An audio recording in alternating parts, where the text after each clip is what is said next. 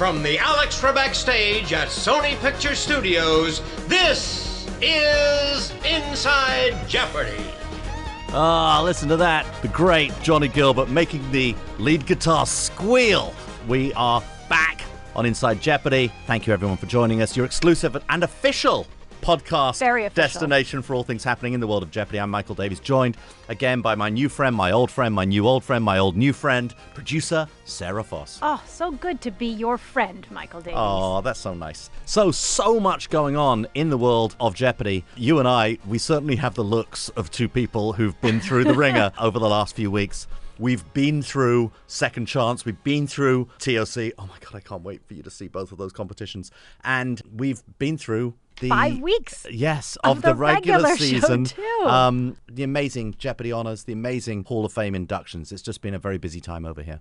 But a good time. So much positive response to honors. I think people are loving all the things that Jeopardy is providing, and it's really fun to hear the great feedback. Yeah, fantastic. If you haven't seen it, there's a wonderful YouTube video up on our YouTube channel, a recap of everything that happened at Honors, including this award show that Sarah put together in no amount of time with her team, with Alexa and Carlos, and it was just such a beautiful evening, such a wonderful evening, especially the induction into the Hall of Fame of Harry Friedman and Johnny Gilbert and Alex Trebek and Merv and Julianne Griffin.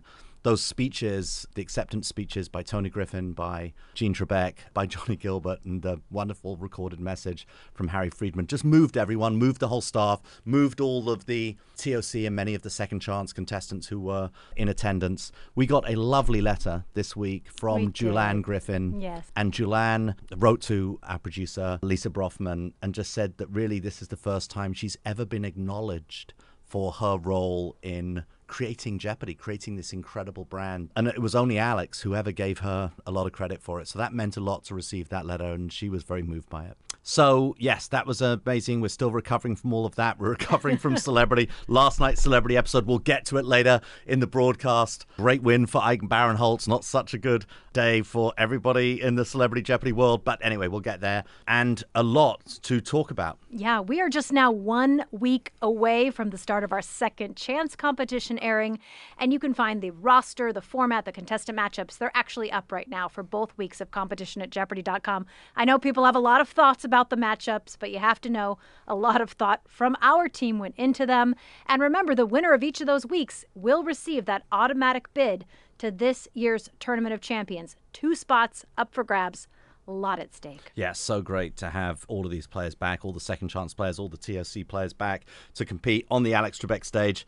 I am really looking forward to talking more about the games in the upcoming weeks here on the pod. There are going to be a lot of questions. There are going to be a lot of comments. I know we're going to have to get to all of them. Yes, but in the meantime, we have some great games to discuss from the past week of regular Jeopardy. Regular Jeopardy. Yes, as champion Chris Pannulo had quite a week and ended up securing his 6th win. And of course, as Michael referenced, we've got Celebrity Jeopardy to discuss, so let's get into it. Let's get into the recaps. Absolutely. Chris Pannulo, his second game, that aired on Monday, playing against J. Scott Gabrishak and Jenny Milat. Yes, and Jenny, really good handwriting. She could be a nominee, perhaps, for our best signature in next year's honors. Really loved that. And Chris, no surprise, he got off to an early start, bet big, true daily double right early off in the Jeopardy round. And Ken actually joked, all right, you're going all in, you're going to do the James Holzhauer all-in move. And he said, no, I'm not as good as James Holzhauer. So, but he got it correct, and he really just continued to dominate from there. He dominated in double Jeopardy, had another big daily double, and it was a runaway game for him, and he became a 2-day champion. A lot of comments on the final Jeopardy response and the fact that Jay Scott was not able to finish the word neighbors. Oh, yeah.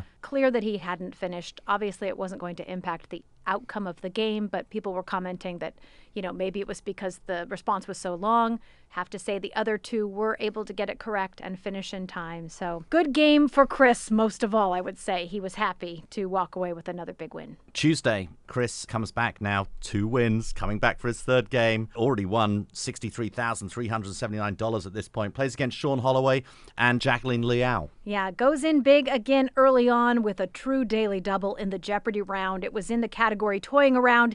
He ends up getting the daily double correct and all the clues in that category. He ran the category, so that was exciting. He actually was 3 for 3 on daily doubles and pulled off another huge runaway. Although incorrect in final, I have to say. So. Yeah.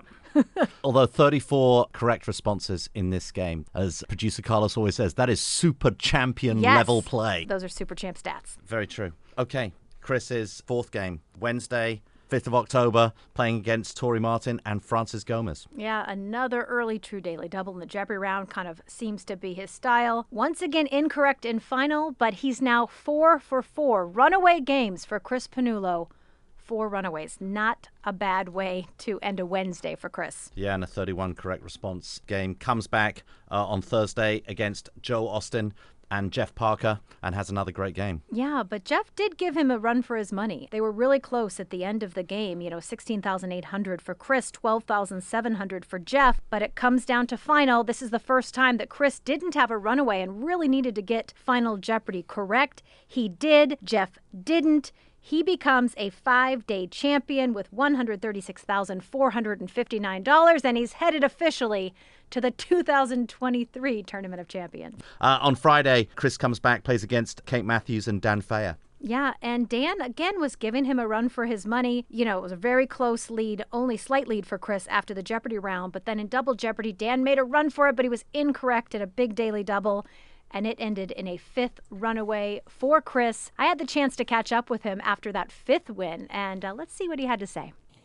Chris Pannulo, 5-day Jeopardy champion. How does that feel? It feels great. It was an honor just to play one game, and so 5-game champion, it's beyond a dream. So in a few weeks, you're going to get to watch the Tournament of Champions, knowing that next year you're going to be competing in the Tournament of Champions. What's that going to be like for you? It's going to be great because I know that I'm not going to be facing Amy Schneider and Matt Amodio and all of the multi-super champions that came about last year. So hopefully next year I stand some sort of a shot. What were your goals coming into this Jeopardy experience? Just to play the way I wanted to make the right bets in the right situations. If I get the question right or wrong, that doesn't really matter. I can't control that. But I just wanted to put myself in good situations and then, let the chips fall where they may.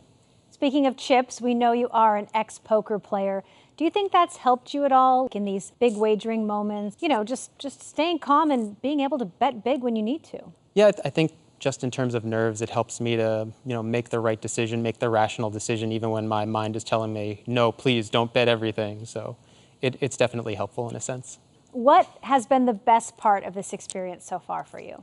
Oh, the fact that it's not over yet, that's the best part. And just being here and seeing how everything goes down and just being able to test myself against so many great players who were all incredible people and incredible performers. Chris, congratulations on 5 wins and a spot in the Tournament of Champions. We'll see how the rest of your run plays out. Thank you so much. What I like about Chris, what I really noticed about him, he has that calmness under pressure. He has that very consistent playing style. He bounces back after bad things happen. He's just a very, very mentally, he's a very strong Jeopardy player and Jeopardy competitor. Yeah, it's going to be fun to watch what happens next week. But right now, wow, let's talk about last night's episode of Celebrity Jeopardy. Yes, Constance Wu, Ike Barinholtz, Jalen Rose. This is our 3rd episode of Celebrity Jeopardy. I mean, we should address at the top of this that, I think that the first episode of Celebrity Jeopardy, the reviews came in. I think Daily Base called it the best drama on television. And even at the point I read that, I think I texted you immediately and said, well, we're not every week the best drama on television. That first episode was particularly dramatic. I said episode 2 may be one of the best comedies on television. Agreed. I would say that episode 2 of Celebrity Jeopardy, I think we would characterize that as one of the more polarizing episodes of Jeopardy that certainly I've been involved with. 3 comedians, Eddie Wong, Reggie Watts, Eliza Schlesinger, had a lot of fun with the game, had a lot of fun with Mayim. I thought it was a tremendous episode. I've probably not done an episode where I've received more messages from friends and family members who loved every single thing. One friend of mine was literally weeping watching the show with his wife. And yet there are certain people on Twitter, we completely understand it's a free Jeopardy world, didn't enjoy the episode that much. I do think some of the suggestions, I did laugh out loud, some of the suggestions, which is we shouldn't have done a tournament, we should have done 2 half-hour shows back to back. I did the math, that would be... Yes, we did the math early on that. Yeah, that would have been booking 54 celebrities. As I've joked, I would have ended up playing on the show. Look, every episode does play a little bit differently, and already in terms of JPT or CJPT, Celebrity recorded. Jeopardy production time. We're already 8 episodes in. We've done 2 of the semifinals as well, so we kind of know where this is all going. Every episode has been very different from every other episode, and we've seen things we haven't seen before. Yes, and I think one thing we've learned is those true Jeopardy fans that come on to Celebrity Jeopardy, Yeah. they want to play this like as if they were on the regular show. And Ike Barinholtz certainly came into that game that way. He is a real fan. He says he's watched Alex Trebek through 3 different phases of with a mustache and Yeah. without. Like, he loves this game, and he wanted to perform well. Yeah, but I actually wasn't prepared for quite how well he was going to play this game. Yes, and Jalen Rose, even early on in the Jeopardy round, he didn't get the response of Connecticut, and he said out loud, I lived there for a year. He kind of put his palm to his face, couldn't believe that he had missed that one. It was really Ike that was dominating in the Jeopardy round, and also Double Jeopardy, but right there at the end of Double Jeopardy, Constance got out of the negative, and really, Triple Jeopardy is where she came alive. Yeah, I think she got 2 daily doubles. One thing we've said a lot about Triple Jeopardy, the unintended consequences, all of these extra daily doubles on the board. She also made a switch right with her signaling device. Switch to the left hand. Yes, she I like said that it. really helped. Yeah. And Triple Jeopardy also had a special category with Ken Jennings. We called it a long run on TV with Ken Jennings, something he joked he knew a little bit about, having a long run. Contestants really seemed to enjoy that category. I think especially Ike, who loves the show so much. We end the round. Jalen is at negative 1,300, but as we have done in many times in Celebrity Jeopardy in the past, we want this to be a fun experience for everyone. We want everyone to play Final Jeopardy, so we did award him $1,000. Not enough that it's going to change the outcome, but that he could play Final and be a part of the team. Totally. Ike Barinholtz ended up with 51 correct answers, not a single incorrect answer. 51, I know it's a 91 clue game, but that's still a very high percentage when we consider that if you get 30 out of 60 on a regular show, we regard that as a super champion number. Yeah, a little bit of fun was had in Final Jeopardy. Constance did not come up with the correct response. It was Titanic. She got out the first 3 letters. We did have to bleep that a few times because she had fun telling us repeatedly what her response was, the first 3 letters in Titanic. But all in all, I think all 3 people had a lot of fun. Even Jalen after was just thanking everyone for the opportunity and saying that he was really happy he was able to come and participate in Celebrity Jeopardy. So there you go. Ike goes on to the semifinals. Absolutely. Constance and Jalen both won $30,000 for their chosen charities. As you said, Ike advances to the semifinals, where he will join Simu Liu and Eliza Schlesinger. That's going to be an amazing game. Yeah, and you can tune in this Sunday, October 16th, to see who will advance to the finals and be one step closer to the $1 million prize for charity. So exciting. All right, it's time now for week 2 of our road to the TOC. This is where we get a chance to hear from some of our Tournament of Champions contestants. First up, my conversation with 4-game winner Christine Welchel, who is a true inspiration to us all. Yeah, love her. Christine, last time we saw each other, we didn't know if we would see each other again for the Tournament of Champions, and here you are. Yes, I'm very excited. I went several months not knowing what was going to happen. It was a pleasant surprise to get called back. Were you thinking we were going to go to the 4-day champs? Were you thinking this is it? Like, which way were you leaning more towards, would you say? I really did not think there was any chance that any of us 4-day champs were going to get in because there were so many people coming through with long streaks. I have to say, in the Jeopardy community, the support for you has been so phenomenal. Have you felt that support on your end? Very much so. The Jeopardy alumni community is wonderful, and it's been wonderful to get so many new friends and to be in touch with people. And I've had a lot of advice since the announcement was made that I'm going to be in the tournament, and I've had a lot of well wishes. And you know what someone told me is make sure and have fun.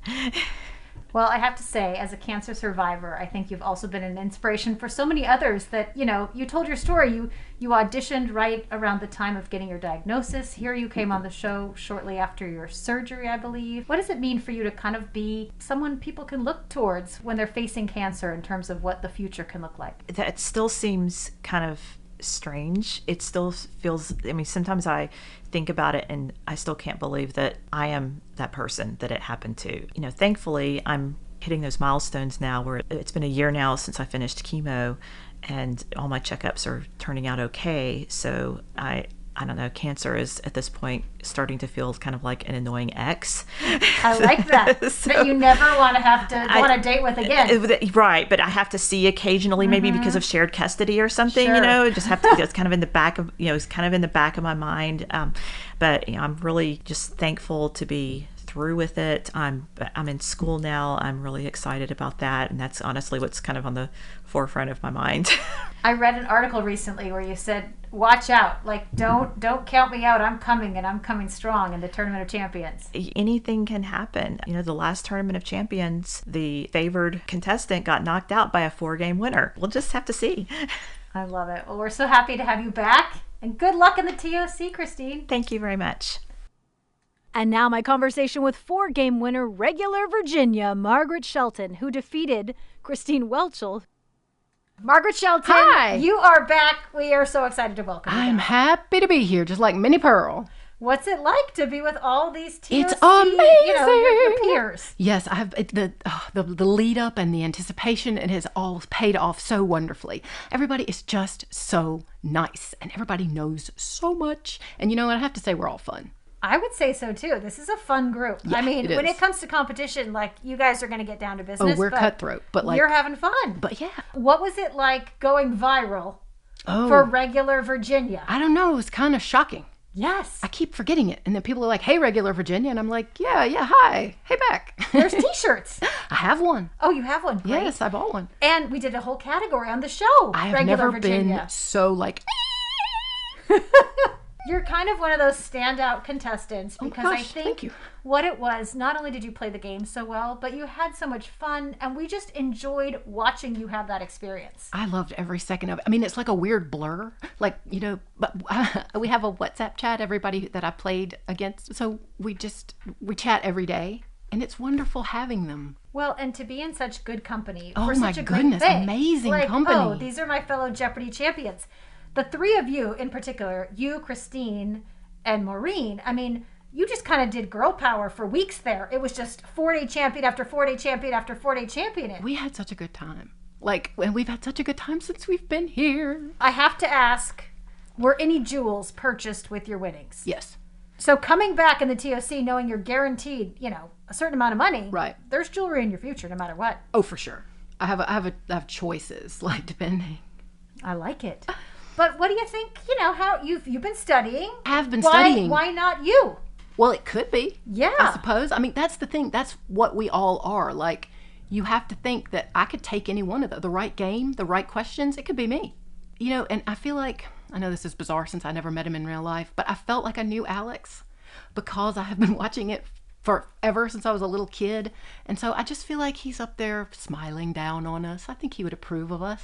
Oh, he would love this season. I so feel he's a part of this season, and he would have loved to have a champion like you because he just loved knowledge, but he also loved people who really enjoyed playing the game. So thank do you for love bringing it. that to all of us this season.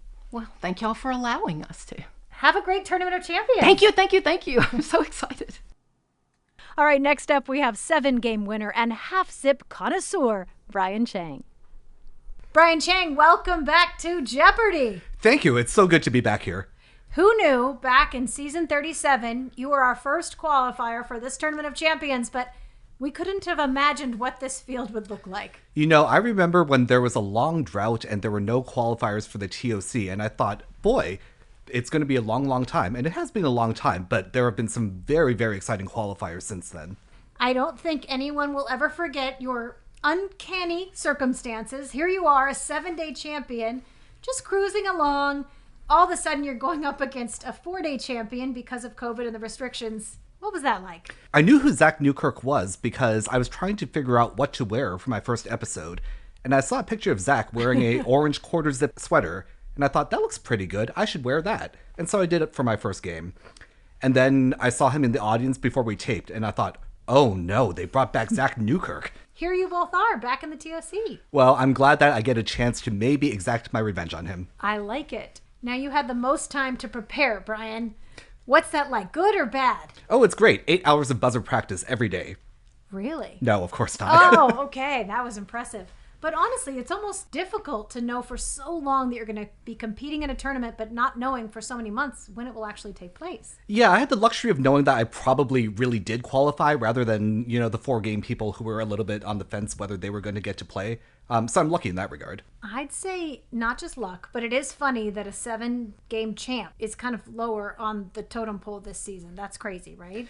A little bit, but it takes the pressure off. I feel like maybe there's a little bit more pressure on the Amy's and Matts and Mateas of the world.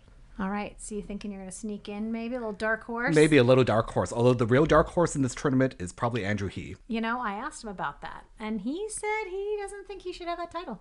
Andrew is famously modest. I don't know if you knew this. I was Andrew's RA in college. I did not know this. Small world. Oh my goodness, really? Yeah. How has this not been on Inside Jeopardy before now? I don't know. So when did your paths cross again? Was it after you competed on the show? No, we auditioned on the same day over Zoom, and I thought, oh, I know that guy. That is crazy. What a small world. Yeah. So we do want to go up against Andrew at some point, or we do not? Absolutely not. I think Andrew is my personal favorite to win the TOC. All right. I love it. It's so great to have you back, Brian. Thank you so much for having me, Sarah. It's been a minute, but we're happy that you're back, and we look forward to having a great competition for you in the TOC. Thank you. All right, last but not least, my conversation with Sam Buttrey, our first ever Jeopardy! Professors Tournament champion. Sam Buttrey, welcome back. Seems like we just saw you at the Professors Tournament. You won that, and here you are for the Tournament of Champions. I am. I'm delighted to be back and take on some of these other great champions. You can never get enough Jeopardy! Even when you competed, we couldn't have known how many big champions we were going to continue to have as the season unfolded. What was that like for you, watching at home, knowing you were going to compete against them? As a Jeopardy fan, I was delighted to see a lot of really great champions. Very exciting season, maybe the most exciting that I can remember. And all that time I was thinking to myself, shoot, I've got to face these people. But I'm very much looking forward to it. Well, you had great competition in the Professors Tournament. Such a nice group of people, in addition to being great competitors. But what a great group that was. They really were. We're still very much in touch, at least to some extent. And, I have to say, I think half of them or more could be in the position I'm in now because, Jeopardy is a game of inches, a sport of inches, as we're saying now. Oh, yes, Jeopardy is a sport. If you can't remember, we'll remind you, Jeopardy is a sport. Speaking of sport, this tournament format is different than anything we've done before. Yeah, it's a bit more of a challenge for those first-round players, certainly, and it changes the strategy. Clearly, playing to win, in some sense, makes it a little bit easier because you know what you have to do. But I have to confess some fondness for the format under which you are able to play a very strong game, get nipped out at the end by another strong player, and still move on to the next round. That having been said, I'm happy to do whatever Jeopardy wants me to do, and I'm prepared to win outright if that's what it takes. I like it. I would be remiss if I didn't mention all the Steve Martin comparisons. I'm sure you've experienced it all your life, but the Jeopardy community, they certainly picked up on it as well. It is true. There's a large number of people on the internet who think I look like Steve Martin, and I have been getting that since before my Jeopardy time. But this experience, of course, exposed me to a lot more people, yes. Jeopardy being very popular. And it's a fun ride to be on. I enjoy Steve Martin's work. He's very talented. He mentioned me in a tweet, and you can't get more exciting than that. That was so cool. I was excited. I was excited. I think the only person who wasn't that excited was Steve Martin. But Steve, if you're out there, I'm making that sign with my hand that says, call me. He is. I can vouch for it. What's the best part about being back? Just reliving the experience I had earlier, but with this new group of people, all of whom I've seen on TV. I mean, I've had a nice chat with Matt Amodio, and not everybody can say that. And, pretty soon I'll be doing Jeopardy, and honestly, I really like playing Jeopardy. It's a lot of fun. I don't think anybody here is here because they want to win the money. They all want to win the tournament, but it's not the financial thing. It's the idea of being a Jeopardy champion that makes people excited. And I know it makes me excited. I'm ready to go. All right, Sam, we can't wait to see you compete in the tournament. Welcome back. Go represent for the Professors. Thank you very much. This has been fun. All right, Michael, we've almost reached the end of the show, but first it's time for viewer questions. Okay, here we go. While watching Celebrity Jeopardy, writes Kyle, the episode with the video category of Austin. My question is, does he pick the questions, or is that done by the writers? Producer Sarah. Well, Kyle, the writers do write all of the material. I do share it with any of our celebrity presenters ahead of time and make sure that, they're comfortable with it. They feel like it's accurate. As you know, in that category, we went right to Austin's bar, and he had a lot of fun fixing up those drinks. He also had a lot of fun with all the comments about his category. He texted me after, was like, wow, Reggie really didn't like me, huh? But as we heard, Reggie came around to Austin, and I think all of our Jeopardy fans were thrilled to see a category from Austin. Okay, Bridget asks, since it could be Bridget, could be Bridget. We don't know. Nobody knows. Nobody knows. Since episodes are taped in advance, how does the production team schedule and keep track of when certain episodes will air? The hosts usually mention the day the episode will air, finishing out the week, for example, and some episodes have holiday categories, so it would be confusing if episodes don't line up with the days correctly. Has there ever been a mix-up? Well, our writers go to great length to make sure that these categories, most of them within a holiday week or those types of things, as we've talked about, our writers prepare 6 games for each 5 games that we are going to tape.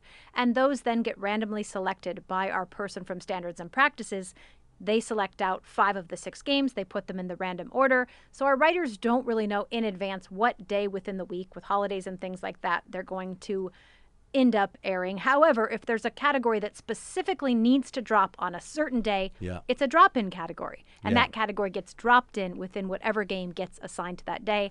I've never heard of any mix-up. Again, because of the luxury that we tape so far in advance, we know these things going in. Even the things that the host mentions, like we think about those ahead of time. It's all well-produced, I would like to think. Oh, I'm constantly confused, Bridget. I have no idea where we are at any point in the schedule. Between Jeopardy production time, Jeopardy airtime, Celebrity Jeopardy production time, Celebrity Jeopardy airtime, Inside Jeopardy time, which is its own time continuum unto itself. I find it all very confusing. All I know is that this has been a whirlwind couple of months in the world of Jeopardy. We've made so much content that's going to air, I think, until well through the end of the year. Yes, 2023. We're already ready for you. All right, well, that is it for today's episode of Inside Jeopardy. Next Monday, we're going to be discussing another week of gameplay as Chris Pannulo is going for his 7th win, and we'll find out which of our celebrities is headed to the finals.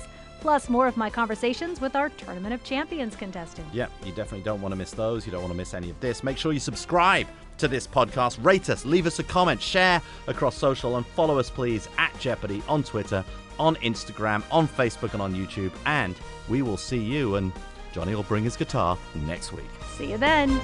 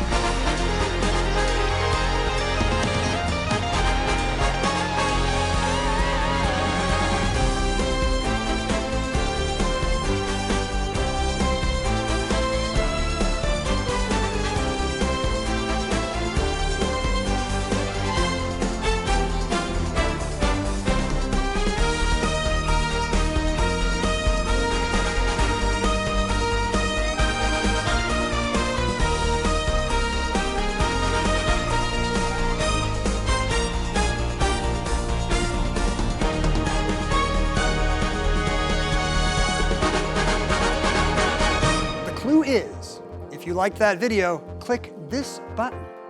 What is the subscribe button?